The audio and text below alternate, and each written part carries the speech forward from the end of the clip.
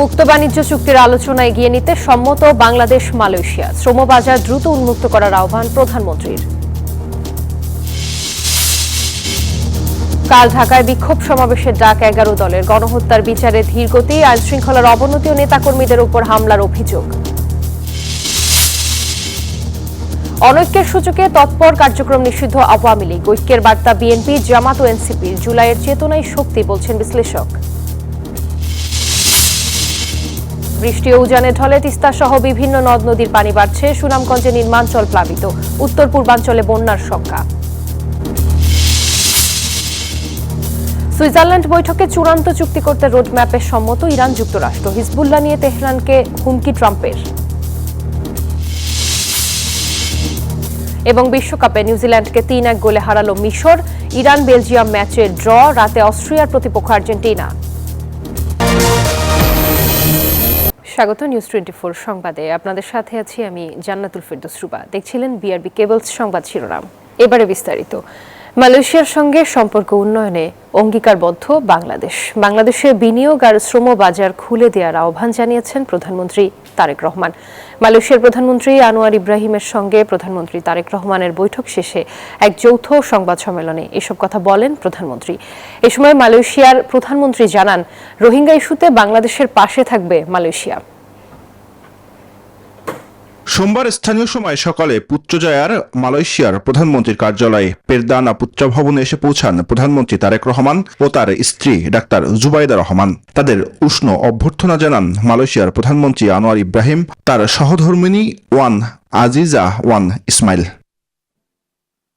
এরপর লাল গালিচায় তারেক রহমান ও জুবাইদা রহমানকে মালয়েশিয়ার সশস্ত্র বাহিনীর একটি সুসজ্জিত দল গার্ড অফ অনার প্রদান করে। পরে মালয়েশিয়ার প্রধানমন্ত্রীর কার্যালয়ে পেরদানা পুত্রা ভবনে দুই প্রধানমন্ত্রী বৈঠকে মিলিত হন। একান্ত বৈঠকের পর দুই দেশের উচ্চ পর্যায়ের প্রতিনিধি দলের বৈঠক হয়। বাংলাদেশ ও মালয়েশিয়ার প্রধানমন্ত্রী এই বৈঠকে নিজ নিজ প্রতিনিধি দলের নেতৃত্ব দেন। বৈঠকে বাণিজ্য, বিনিয়োগ সম্প্রসারণ, জ্বালানি সহযোগিতা, হালাল অর্থনীতি, কর্মী পাঠানো, সেমিকন্ডাক্টর শিল্প, কৃষি, শিক্ষা, জনযোগাযোগ সহ বিভিন্ন ক্ষেত্রে দুই দেশের মধ্যে অধিকতর সহযোগিতা স্থাপনের বিষয়ে আলোচনা হয়। পরে যৌথ বিবৃতিতে দুই দেশের প্রধানমন্ত্রী জানান, তারা দুই দেশের সম্পর্ক উন্নয়নে অঙ্গীকারবদ্ধ।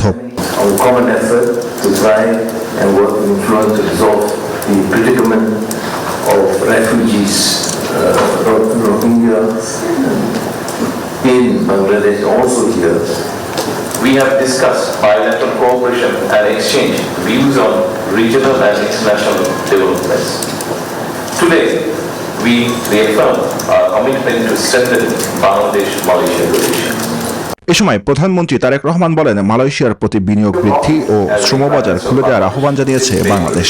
রোহিঙ্গা সংকটে মালয়েশিয়াকে পাশে চায় বাংলাদেশ বলেও জানান তিনি। Our priority is to create jobs, attract foreign investment, and escalate economic growth. We are building a business-friendly environment and creating a new opportunity for investors. I see strong potential for Malaysian investment in Bangladesh and warmly invite Malaysian businesses to explore those opportunities. মালয়েশিয়ার প্রধানমন্ত্রীর সঙ্গে দ্বিপাক্ষিক বৈঠকের পর এটি সমঝোতা স্মারকে স্বাক্ষর ও দুটি নোট বিনিময় করা হয়। Desk report, news 24। মুক্ত বাণিজ্য চুক্তি এগিয়ে নিতে একমত বাংলাদেশ মালয়েশিয়া, জানিয়েছেন প্রধানমন্ত্রীর উপদেষ্টা মাহদি আমিন। মালয়েশিয়ায় দুই দেশের প্রধানমন্ত্রীর বৈঠক শেষে সংবাদ সম্মেলনে কথা জানান তিনি। মুক্ত বাজারের জন্য ফ্রি ট্রেড এগ্রিমেন্টটা যখন আমাদের সাইন হচ্ছে এবং এই প্রসিজারের ভেতরেই তো আমরা খুব ইকোনমিক লিবারালাইজেশনের দিকে যাচ্ছি, ডিরেগুলেশনের দিকে যাচ্ছি, যার মূল উদ্দেশ্য বিশ্বের বিভিন্ন দেশ থেকে বাংলাদেশে ইনভেস্টমেন্ট নিয়ে আসা। মালয়েশিয়া সেক্ষেত্রে একটা অত্যন্ত বড় লক্ষ্যের জায়গা আমাদের দিক থেকে। ইতিমধ্যে কিন্তু আমরা এখানে যখন প্রেস কনফারেন্স করছি, মাননীয় প্রধানমন্ত্রীর সাথে মালয়েশিয়ার সবচেয়ে বড় 5টি ডিফারেন্ট কোম্পানি কিন্তু বাংলাদেশে বিনিয়োগের বিষয়ে কথা বলছেন, ওনাদের শীর্ষ কর্মকর্তারা আলোচনা করছেন। আমাদের মূল উদ্দেশ্য মালয়েশিয়া থেকে বাংলাদেশে বিনিয়োগ নিয়ে যাওয়া। প্রধানমন্ত্রী মালয়েশিয়া সফরের আরো খবর জানাতে আমাদের সঙ্গে যুক্ত হচ্ছেন সহকর্মী মারুফা রহমান। মারুফা, প্রধানমন্ত্রীর আজকে কি কি কর্মসূচি রয়েছে জানাবেন। প্রধানমন্ত্রীর আজকের মতো যাদের কর্মসূচি ছিল তা ইতিমধ্যেই শেষ হয়েছে কিছুক্ষণ আগেই। মূলত আজকে সকাল 9টা 45 মিনিটে স্থানীয় সময় মালয়েশিয়ার প্রেসিডেন্ট এবং বাংলাদেশের প্রেসিডেন্ট দুজনের, বাংলাদেশের প্রধানমন্ত্রী এবং মালয়েশিয়ার প্রধানমন্ত্রী দুজনের মধ্যে একটি একান্ত দ্বিপাক্ষিক বৈঠক সংঘটিত হয়। তারপরে দুই দেশের প্রতিনিধি দল নিয়ে আবারও দুই দেশের প্রধানমন্ত্রীর নেতৃত্বে একটি দ্বিপাক্ষিক বৈঠক হয় এবং সেই বৈঠকে আসলে কী কী আলোচনা হয়েছে তার জন্য যৌথ একটি ব্রিফিং করে দুই দেশের প্রধানমন্ত্রী। এরপরে বাংলাদেশের গণমাধ্যমের সাথে কথা বলেছেন বাংলাদেশের দিক থেকে প্রধানমন্ত্রীর শিক্ষা বিষয়ক উপদেষ্টা ডক্টর মাহাদি আমিন। তিনি বলেছেন যে মালয়েশিয়ার সাথে রাজনৈতিক এবং আঞ্চলিক সহযোগিতা নিয়ে আলোচনা হয়েছে, একই সাথে দুই দেশের মধ্যে মুক্ত বাণিজ্য এবং চুক্তির জন্য আলোচনা করা হয়েছে, হালাল শিল্পের বিস্তার বাংলাদেশে বাড়ানোর বিষয় নিয়ে আলোচনা করা হয়েছে, প্রতিরক্ষা সহযোগিতা এবং সন্ত্রাসবাদ মোকাবেলা কীভাবে করা যায় সেটি নিয়ে দুই দেশের মধ্যে আলোচনা হয়েছে এবং যে সকল শ্রমিক কারাগারে রয়েছে তাদের কীভাবে নিরাপদে বাংলাদেশে ফিরিয়ে নেওয়া যায় তা নিয়েও আলোচনা করা হয়েছে। নবায়নযোগ্য জ্বালানির ক্ষেত্রে কীভাবে বিনিয়োগ বাড়ানো যায় এবং তা নিয়ে দুই দেশের প্রধানের সঙ্গে আজকের বৈঠকে আলোচনা করা হয়েছে। জলবায়ু পরিবর্তন, ছাত্র নিরাপত্তা নিয়েও আলোচনা করা হয়েছে। তো সব মিলিয়ে এছাড়াও এখানে যারা প্রবাসী শিক্ষার্থী রয়েছে বাংলাদেশিদের, তাদের যে দাবি ছিল যে শিক্ষার সময় শেষে তারা 1 বছরের জন্য জব সার্চিং ভিসার যে দাবিটি তুলেছিল সেই বিষয়েও ইতিবাচক সাড়া পাওয়া যায়। সব মিলে প্রধানমন্ত্রীর আজকের কিছু এটি ছিল। এছাড়া পারিবারিকভাবে এখানকার প্রধানমন্ত্রীর বাসায় মধ্যাহ্নভোজে দাওয়াত ছিল প্রধানমন্ত্রী সহ ডক্টর জুবাইদা রহমানের, সেটিও তারা সেই দাওয়াতে অংশগ্রহণ করেছেন। এই মুহূর্তে প্রধানমন্ত্রী বেরিয়ে গেলেন হোটেল চাংরিলা থেকে, যেখানে তিনি উঠেছিলেন, এখান থেকে সোজা চলে গেলেন চীনের বিদেশে। মোটামুটি এই ছিল সবচেয়ে প্রথম সমাচার। জি মারুফা, আপনাকে ধন্যবাদ। কাল ঢাকায় বিক্ষোভ সমাবেশের ডাক দিয়েছে 11 দলীয় ঐক্য। গণহত্যার বিচারে ধীরগতি, আইন শৃঙ্খলা পরিস্থিতির চরম অবনতি, নেতাকর্মীদের উপর হামলার অভিযোগে এ কর্মসূচি বলে জানান জোটের মুখপাত্র হামিদুর রহমান আজাদ। জানান কাল ঢাকায় সমাবেশ ও 4 জুলাই জেলা শহরে বিক্ষোভ মিছিল করবে 11 দল। আওয়ামী লীগের নাশকতা প্রতিহত করা সরকারের দায়িত্ব বলেও জানান তিনি। গণভোটের রায় বাস্তবায়নের দাবিতে ধারাবাহিক আন্দোলন করে আসছে 11 দলীয় ঐক্য। ঢাকা সহ বিভাগীয় শহর এবং জেলা উপজেলায়ও কর্মসূচি করছে জোটভুক্ত দলগুলো। এবার গণহত্যার বিচারের ধীরগতি, আইন শৃঙ্খলা পরিস্থিতির চরম অবনতি, নেতাকর্মীদের উপর হামলার অভিযোগে নতুন করে 2 দিনের কর্মসূচি দিয়েছে তারা। সোমবার মগবাজারের সংবাদ সম্মেলনে সরকারের বিরুদ্ধে ফ্যাসিবাদের মতো ক্ষমতা ধরে রাখার ষড়যন্ত্রের অভিযোগ আনেন জামায়াত নেতা হামিদুর রহমান আজাদ। নিজেদের নির্বাচন নিয়ে নিজেদের শঙ্কা আছে, আস্থাহীনতা আছে, যে গণভোট ভোট দেনে আমরা ইঞ্জিনিয়ারিং করে আসছি, এই জন্য আমরা এটা নিয়ন্ত্রণ নিতে পারছি না। এটা বিগত অন্তর্জীবন সরকারের চাইতে আরো বড় রূপদান করছে। নিঃসন্দেহে এটা সরকারের ব্যর্থতা এবং সরকারের যে ব্যর্থ হতে থাকে জনগণই এ ব্যাপারে পদক্ষেপ নিবে, এই সরকারকে ক্ষমতায় রাখবে। দেশের আইন শৃঙ্খলা পরিস্থিতির ভয়াবহ অবনতির অভিযোগ করে তিনি বলেন, কার্যক্রম নিষিদ্ধ আওয়ামী লীগের অপতৎপরতা প্রতিহতের দায়িত্ব সরকারের। আমরা একটা বড় আকারের সমাবেশ করবো ইনশাআল্লাহ।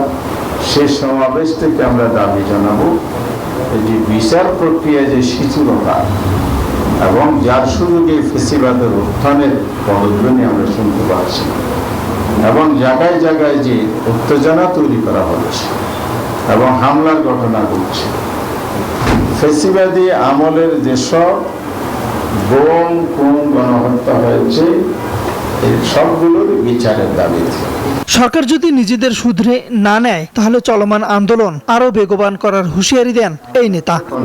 অবশ্যই তাওহিদুল ইসলাম, নিউজ 24, ঢাকা। কার্যক্রম নিষিদ্ধ আওয়ামী লীগের প্রতিষ্ঠাবার্ষিকী সামনে রেখে বিভিন্ন স্থানে বিক্ষিপ্ত কর্মসূচি ও মিছিল করছে দলটির নেতাকর্মীরা। এই পরিস্থিতিতে বিএনপি, জামাত ও এনসিপির মধ্যে চলমান বাকযুদ্ধ ও মত ভিন্নতার সুযোগ নিয়ে বড় কিছু ঘটতে পারে আওয়ামী লীগ, এমন শঙ্কা রাজনৈতিক মহলে। তবে 3 দলের নেতারাই বলছেন, রাজনৈতিক প্রতিযোগিতা থাকলেও আওয়ামী লীগের পুনর্বাসন ঠেকাতে জাতি একতাবদ্ধ। রাশেদ রায়হানের রিপোর্ট। মহাখালীতে মিছিল, গাজীপুরে ঝটিকা শোডাউন, কেরানীগঞ্জ, টাঙ্গাইল, মাদারীপুর, কুষ্টিয়া, চট্টগ্রাম সহ বিভিন্ন জেলায় বিক্ষিপ্ত তৎপরতার চেষ্টা। 23 জুনের প্রতিষ্ঠা বার্ষিকী ঘিরে আবারও সরব হওয়ার ইঙ্গিত দিচ্ছে কার্যক্রম নিষিদ্ধ ও মানবতা বিরোধী অপরাধে অভিযুক্ত আওয়ামী লীগ।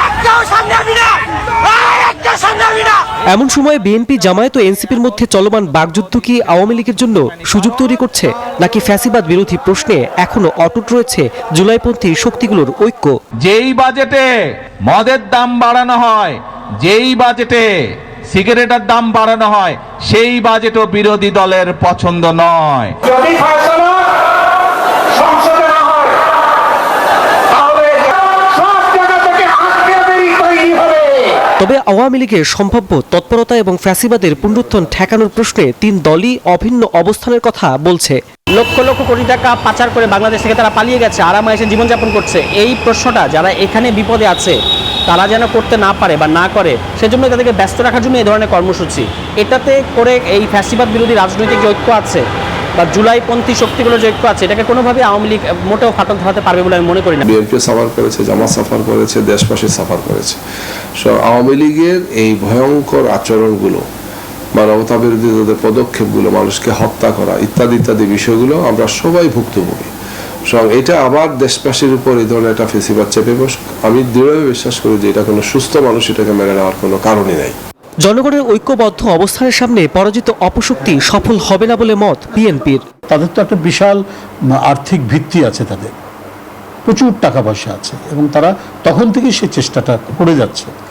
তো আমার মনে হয় যে জনগণের যে দৃঢ় ঐক্য, এই ঐক্যবদ্ধ মনোভাবের কাছে তারা এসে মানে কিছু করতে পারবে বলে মনে হয় না। ওই কিছু উস্কানি এবং অস্থিতিশীলতা সৃষ্টির চেষ্টা করবে, কিন্তু সেটা সফল হবে না। অন্য কোনো গ্রহ থেকে সিগন্যাল পাঠিয়ে স্থিতিশীলতা বিনষ্ট করার কোনো সুযোগ নেই। রাজনৈতিক বিশ্লেষকরা বলছেন, তিন দলের মধ্যে বিদ্যমান মতভিন্নতা গণতান্ত্রিক রাজনীতির স্বাভাবিক অংশ। তবে আওয়ামী লীগ এই সুযোগ নেওয়ার চেষ্টা করলেও সুবিধা করতে পারবে না। তিনটি দল তো বটেই, এখন যে বর্তমান যে অবস্থা তাতে যে জাতীয় ঐক্য থাকবে সেটি নিয়ে আমার কোনো সন্দেহ নেই। এবং জাতীয় ঐক্য থাকলে সেটি আওয়ামী লীগের যে এবং এই বিক্ষিপ্তভাবে তারা জানান দেওয়ার চেষ্টা করছে, সেটা বিক্ষিপ্ততার মধ্যে থাকবে। কোনো সংগঠিত কোনো কিছু এই মুহূর্তে বা আগামী কয়েক বছরের মধ্যে সে সম্ভাবনা আমি দেখি না। আওয়ামী লীগ বিশৃঙ্খলা চেষ্টা করলে ফ্যাসিবাদ বিরোধী ঐক্য আরো মজবুত হবে বলছেন বিশ্লেষকরা। আওয়ামী লীগের উস্কে দেওয়া না, আওয়ামী লীগ একটা সুযোগ নিতে পারে। রাশেদ জায়খান, নিউজ 24, ঢাকা। জুলাই গণঅভ্যুত্থানে কুষ্টিয়ায় 6 জনকে হত্যায় মানবতা বিরোধী অপরাধের মামলায় জাসদ সভাপতি ও সাবেক মন্ত্রী হাসানুল হক ইনুর রায় 30 জুন সোমবার আন্তর্জাতিক অপরাধ ট্রাইব্যুনাল 2 এর বিচারিক প্যানেল রায়ের জন্য এদিন ধার্য করে। এর আগে গত বছরের 25 সেপ্টেম্বর প্রসিকিউশন সুনির্দিষ্ট 8টি অভিযোগ ট্রাইব্যুনালে দাখিল করে। চলতি বছরের 14 মে ইনুর যুক্তিতর্ক উপস্থাপন সম্পন্ন হয়। প্রসিকিউশনের দাবি, মানবতা বিরোধী অপরাধের ঘটনায় তৎকালীন প্রধানমন্ত্রী শেখ হাসিনাকে উস্কানি ও প্ররোচনা দেন ইনু। এতে উদ্বুদ্ধ হয়ে প্রধানমন্ত্রী হিসেবে শেখ হাসিনা বিভিন্ন ধ্বংসাত্মক সিদ্ধান্ত গ্রহণ ও বাস্তবায়ন করেন। বিগত সরকারের উদাসীনতা ও সিদ্ধান্তহীনতার কারণে সমুদ্রে খনিজ সম্পদ আহরণ সম্ভব হয়নি বলে জানিয়েছেন নৌপরিবহন মন্ত্রী শেখ রবিউল আলম। সকালে রাজধানীর খিলক্ষেতে নৌবাহিনী আয়োজিত বিশ্ব হাইড্রোগ্রাফি দিবসের সেমিনারে এসব কথা বলেন তিনি। বলেন, বিগত সরকারের সময় ভারতের সাথে সমুদ্র সীমানা নির্ধারণের সমঝোতা হয়। সেখানে জ্বালানি থাকার পরও এবং ভারতের আপত্তি না থাকা সত্ত্বেও বিগত সরকার সমুদ্রের খনিজ উত্তোলনে উদ্যোগ নেয়নি। বর্তমান সরকার সমুদ্রের খনিজ সম্পদ চিহ্নিত ও উত্তোলনে কাজ করবে।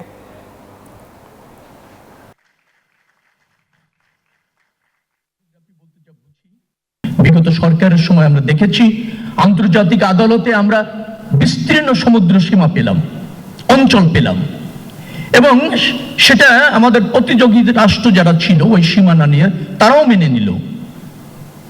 ভারত, বার্মা সেখান থেকে দেখবেন যে সেখানে অনুসন্ধান করেছে, প্রাকৃতিক সম্পদ পেয়েছে, উত্তোলনও করেছে। আমাদের সরকারের সিদ্ধান্তের কারণে সেখানে আমাদের যে সম্ভাবনা আছে তা প্রতিষ্ঠিত হয়নি। শিক্ষানবিশ চিকিৎসকদের প্রশিক্ষণ সংক্রান্ত জটিলতা নিরসনে সমাধান চেয়ে স্বাস্থ্য অধিদপ্তরের মহাপরিচালকের সঙ্গে দেখা করতে আসেন আদ্দিন হাসপাতালের বিদেশি ইন্টার্ন চিকিৎসকরা। বিদেশি ইন্টার্ন চিকিৎসকরা জানান, তাদের দেশের নিয়ম অনুযায়ী যে মেডিকেল কলেজে একজন শিক্ষার্থী লেখাপড়া করেন সেই হাসপাতাল থেকেই তাদের ইন্টার্নশিপ সম্পন্ন করতে হয়। আর তা না হলে চিকিৎসক হিসেবে প্রাপ্ত সনদ সেই দেশে গ্রহণযোগ্য হয় না। এই বাস্তবতায় তারা জানান, আদ্দিন হাসপাতালের লাইসেন্স বাতিল হয়ে যাওয়ায় তাদের অন্য কোনো হাসপাতালে ইন্টার্নশিপ করার সুযোগ নেই।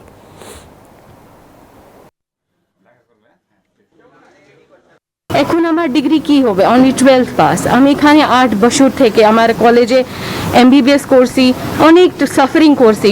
আমার বাসায় থেকে 8 বছর থেকে আমি দূর হয়েছি। We'll have to do everything. That will be a very, very long process and we don't know if the permission will be granted or not. সৌন্দর্য বাড়িয়ে মানুষকে স্বস্তি দিতে ঢাকার 4 লেক উন্নয়নে নতুন পরিকল্পনা সরকারের। ধানমন্ডি, গুলশান ও বনানী লেক এবং হাতিরঝিলের জন্য প্রায় 1100 কোটি টাকা বরাদ্দ দেওয়া হয়েছে। স্থানীয় সরকার প্রতিমন্ত্রী নিউজ 24-কে জানান, আগামী 1 বছরের মধ্যে শেষ হবে এর কাজ। ধানমন্ডি লেকে হবে নজরুল সরোবর, গুলশান বনানী লেক এবং হাতিরঝিল একটি সংযোগে যুক্ত হবে, জানাচ্ছেন শাহনাজ ইয়াসমিন। প্রায় 50 বছরেরও আগে খনন করা হয় এই ধানমন্ডি লেক। 3 কিলোমিটার দৈর্ঘ্যের এই লেকের জলাশয়ের আয়তন 37.37 হেক্টর। বিএনপি সরকার গঠনের পরই লেকটির দেখভালের দায়িত্ব গণপূর্ত মন্ত্রণালয় থেকে দক্ষিণ সিটি কর্পোরেশনকে দেয়া হয়েছে। লেকের পরিবেশ রক্ষা, হাঁটার পথ ও বিনোদন সুবিধা উন্নত করতে নেওয়া হয়েছে 75 কোটি টাকার প্রকল্প। স্থানীয় সরকার প্রতিমন্ত্রী মীর শাহে আলম নিউজ 24-কে জানান, প্রকল্পের মধ্যে যুক্ত থাকবে নজরুল সরোবর, যা রবীন্দ্র সরোবরের আদলে নির্মাণ হবে। এই ধানমন্ডি লেকটি পুনর্নির্মাণ, সংস্কার, সৌন্দর্য বর্ধন এবং একদম পশ্চিম অংশে যেটি পরিত্যক্ত অবস্থায় আছে এবং কিন্তু অবৈধ স্থাপনা আছে, এটি উঠিয়ে দিয়ে রবীন্দ্র সরোবরের মতো একটি নজরুল সরোবর করার জন্যে টোটাল প্রকল্পে ব্যয় হবে 75 কোটি টাকা। একই রকম ভাবে গুলশান বনানী বাড়িধারা লেক উন্নয়নে প্রায় 1000 কোটি টাকার প্রকল্প নেওয়া হয়েছে। লেকে পয়ঃবর্জ্য ও দূষণ রোধ, অবৈধ দখল উচ্ছেদ, নান্দনিক ওয়াকওয়ে নির্মাণ সহ পুনরুদ্ধার হবে পরিবেশ। কাজ এগিয়ে নিতে সংশ্লিষ্ট মন্ত্রণালয় ও কর্তৃপক্ষকে নির্দেশ প্রধানমন্ত্রীর। পুরো হাতিরঝিল যুক্ত থাকবে নতুন পরিকল্পনায়। এই প্রকল্পের মাধ্যমে হাতিরঝিল, গুলশান লেক, বনানী লেকের যে সুয়েরেজ লাইনগুলো কানেক্ট করেছে, সমস্ত সুয়েরেজ লাইনগুলোকে পাইপলাইনের মাধ্যমে আন্ডারলাইন বা নিচ দিয়ে আন্ডারপাস করে দাসারকান্দি আমাদের যে ট্রিটমেন্ট প্লান্ট আছে সেখানে নিয়ে যাওয়ার জন্য প্রকল্প জমা হয়েছে।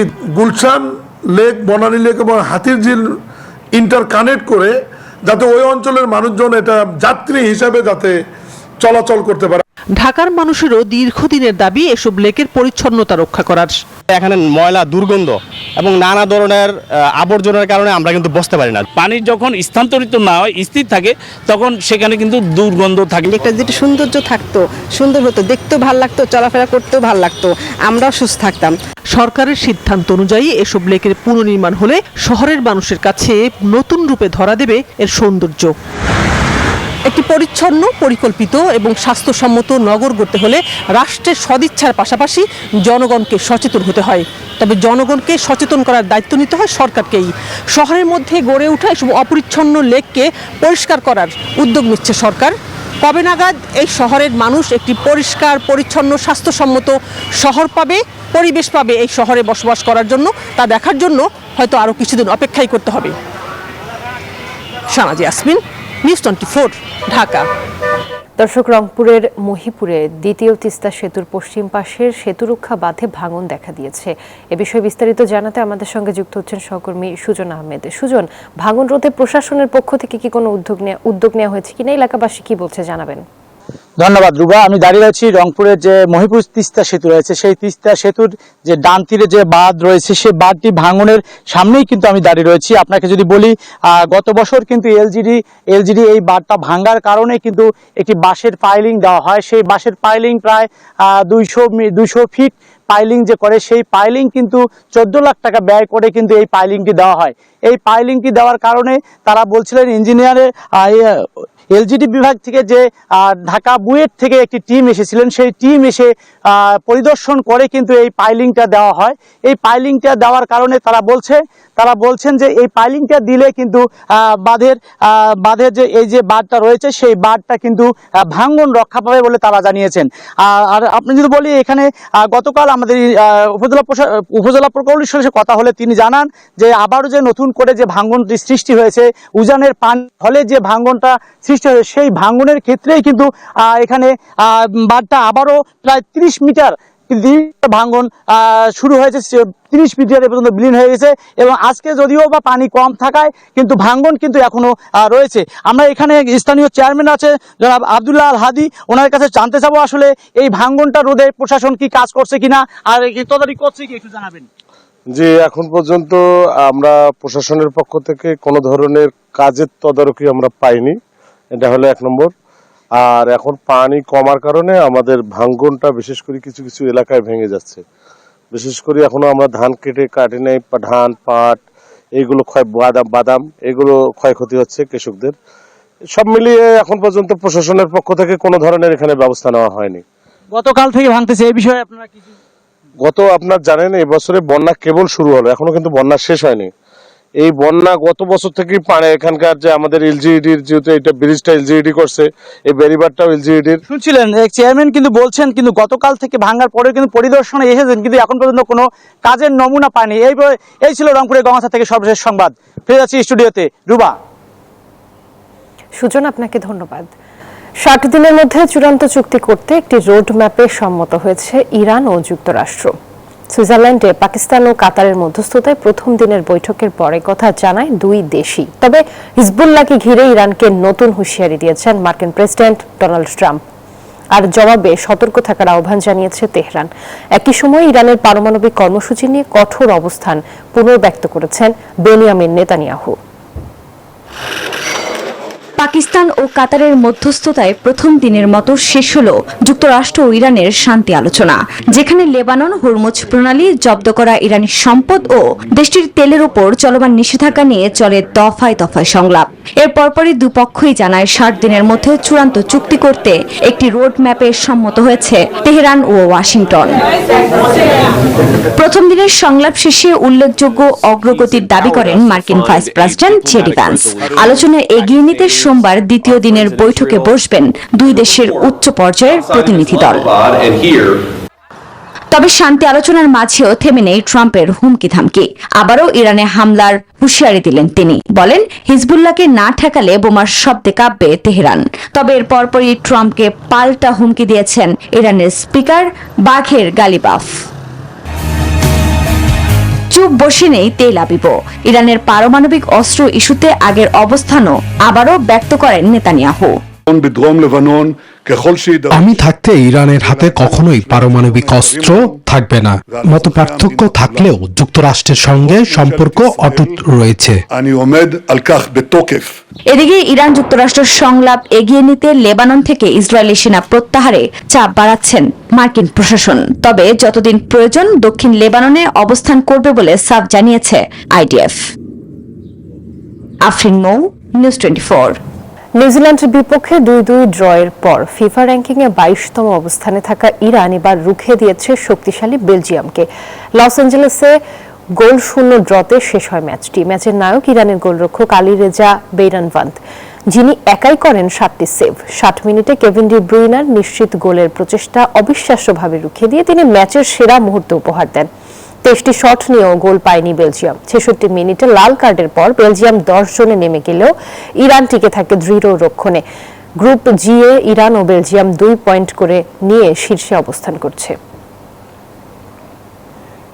বিশ্বকাপে আজ বর্তমান চ্যাম্পিয়ন আর্জেন্টিনার মুখোমুখি হচ্ছে অস্ট্রিয়া। ডালাসে রাত 11টায় শুরু দুই দলের লড়াই। একদিকে মেসির হ্যাট্রিকে আসরের শুরু থেকে আত্মবিশ্বাসী আলবিসেলেস্তারা, অন্যদিকে জয়ের ধারায় থাকা অস্ট্রিয়ার নকআউট পর্বের স্বপ্ন।